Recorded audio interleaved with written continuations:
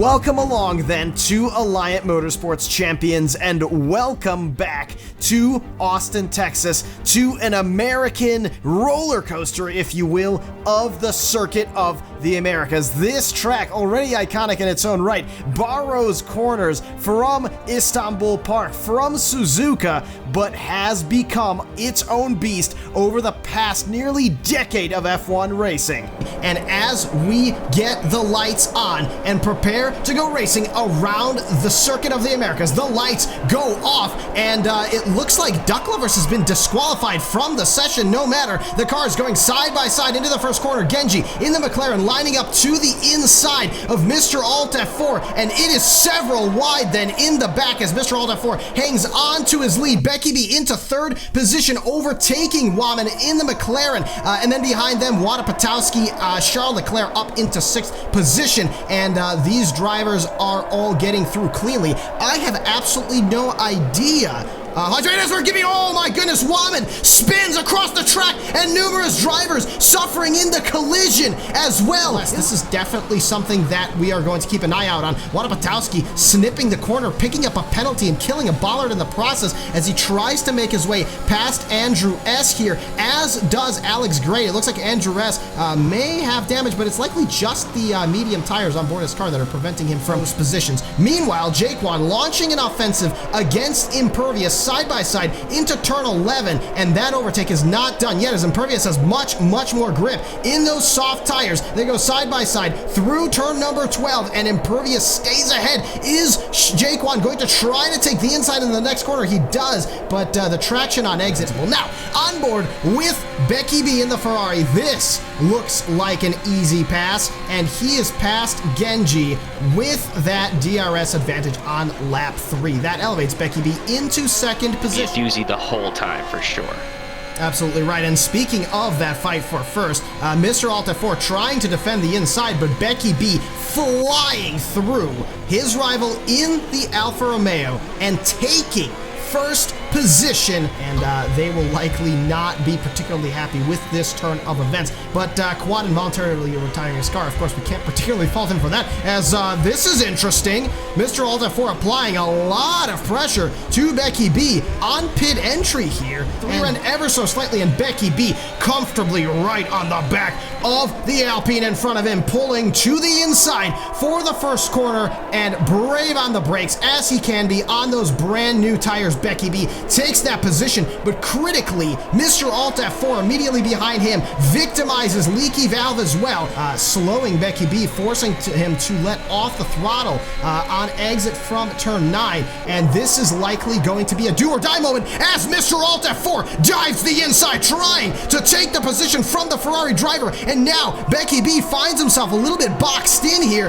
as he's trying to take advantage of the slipstream behind the leading car, but then the Red Bull moves over to the inside line, offering slipstream now to his rival in the Aston Martin, and now going around the outside is the Ferrari driver, and managing to maintain his position expertly is Becky B. Incredible work trying to keep Becky B behind him, which is giving Mr. Alta for all of the slowing down that he needs to keep trying to attack and keep getting on the inside there, and it looks like he might have done it on this particular corner. Oh, and just couldn't do it with Becky B keeping himself in front. But Mr. Alta 4 knows that he needs to keep pushing, and he's going to keep trying to go on the inside. Oh, and they almost touched there with the tires. But DRS is enabled on this lap, Vlad, and that will likely give the two cars immediately behind him the advantage. Becky B pulls to the inside immediately after the detection point. He knows that he now has DRS, and he pulls off that overtake, and now he is able to open up that rear wing and try to get away from his pursuers. Andrew S, no DRS for him. Mr. Alta 4, an easy overtake, but not close enough to Becky B, and critically, the Ferrari driver maintains his track position at the end of this straight. For no success there, but we have some action in the middle of the pack as Jaquan nearly has to get out of the way of another driver here as Alex Gray pulls aggressively to the inside of Wada Patowski. This is a fine battle we have on our hands. The two leaders absolutely toe-to-toe, lap after lap after lap, as Becky B pulls once again to the inside line. These cameras are absolutely awful as we're trying to get a glimpse, but Mr. Altafor just expertly finding ways to stay ahead on corner exit. And this is just brilliant ride to force the other to run wide. Hairpins, maybe not so terrible, but you can see how Becky B usually files in behind the leader for the third sector. Now, overtaking Mr. Altafor is Becky B, so very close under brakes. Behind Becky B, lining to the outside, switching up to the inside line is the Alfa Romeo driver, and he owns that apex, but Becky B not so eager to let him go. Still doing fine as far as lag is concerned. Now, Becky B peacefully trundles to the outside line in the hairpin. Mr. Altafor leaving him just enough space on exit. What incredible car control from these two drivers, and once again, they find themselves running side by side through the entirety of the third sector. Now Becky B has that outside line on exit from turn number 15, and he will have the better traction as well as the inside position into the next few corners. The two cars touch, nearly losing control, but Becky B maintains his position in the front. Mr. Chomping at the bit to jump on any mistake or rear end loss of these two guys brilliantly fighting each other. And as I say that, another overtake. That's exactly right, Vlad, and the Mr. Altafor is cutting those curbs and wants to try to force him into a 3-second time penalty, in which case he can easily just stay behind his rival for the duration of the rest of the race and calmly take that win. Oh, as I say that, he calmly collides with Mr. Altafor and then proceeds to spin. He proceeds to spin on the first apex 16, and both of these drivers lose the race lead. Mr. Becky B has to give the space. Third, main chief and second. What has happened, Vlad, as the driver order shuffles monumentally?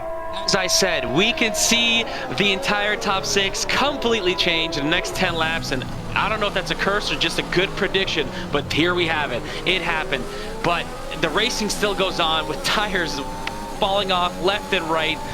Main chief out of the session, Vlad. Main chief out of the session. The chances of that are dwindling as the laps wind down, but well, wow, this is just incredible stuff. A great move from Dracon to go ahead and move up and take, but Genji, as you pointed out, looks to be in a very great spot to keep that first position.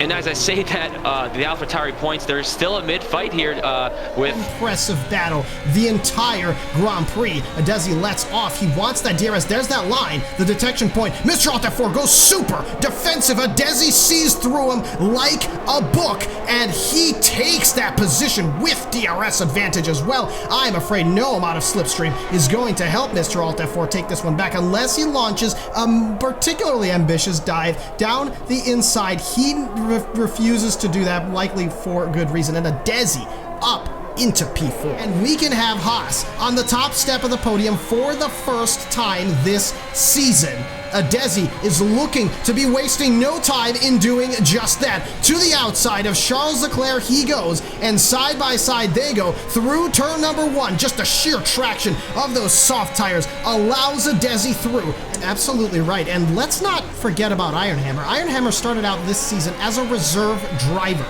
He was then hired for the full-time Mercedes seat at the trade window opening, as Becky B is about to victimize 2 Red Bull racing cars for the price of 1. Well, and it looks like maybe Zay even will take advantage of Andretti. We definitely were looking forward to seeing Ironhammer's Ironhammer. He makes a mistake. Ironhammer makes a mistake on exit from turn number 8. It's that worn tires through this corner effect that we have seen multiple times before, and his car twitching every which way. Those tires are going to be absolutely melted as Becky B collides with the back of his car, not once, not twice. Hopefully no damage for the Ferrari driver, but that allows Becky B up into 5th position. And now the Haas driver is within 5.6 seconds of Genji, who has that 6-second time penalty. This puts Adesi in the driver's seat to win the race. And as we say that, Zay to the inside of Ironhammer. Ironhammer switches up the racing lane, collides with the Red Bull Racing driver, and now Zay having to defend against his teammate higher than them. Or forgive me, he will not, because he is looking to be in danger of losing that first position. Nevertheless, whoa there as Zay makes a pass on Ironhammer. We will wait. We will hold our breath as Becky B overtakes Charles Leclerc for 4th position, but Genji will cross the line in first. And then Adesi will come across in the Haas to take the race win around the Circuit of the Americas. Jaquan will come in second, just 4/10 ahead of Genji. We've got Adesi celebrating his maiden win of this championship, bringing the big trophy home for Haas. De Burles will be delighted, his team principal and race engineer, as will be the other 2 podium sitters, Jaquan and Genji.